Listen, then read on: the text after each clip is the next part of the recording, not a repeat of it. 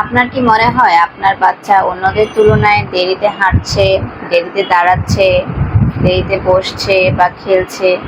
আমরা অভিভাবকরা অনেক সময় মনে করি আরেকটু সময় লাগবে, হয়তো তার আরেকটু সময় লাগছে, এরপরে ঠিক হয়ে যাবে।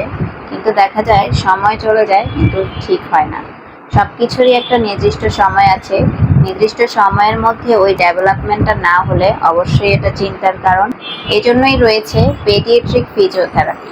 এরকম কোনো ডেভেলপমেন্টাল ডিলে থাকলে তাহলে অবশ্যই দ্রুত একজন ফিজিওথেরাপিস্টের শরণাপন্ন হন।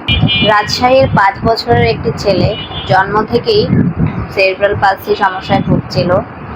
সে ঠিকমতো দাঁড়াতে পারছিল না, হাঁটতে পারছিল না। বাবা মা ভেবেছিল যে সময় গেলে হয়তো ঠিক হয়ে যাবে, কিন্তু যখন সেটা ঠিক হচ্ছিল না তখন তারা পেডিয়াট্রিক ফিজিওথেরাপিস্টের কাছে যান। ফিজিওথেরাপি ট্রিটমেন্ট নেওয়া শুরু করেন। প্রথম কয়েক মাসে মাথা তুলতে শিখলো, তারপর ধীরে ধীরে বসতে পারলো, দাঁড়াতে পারলো।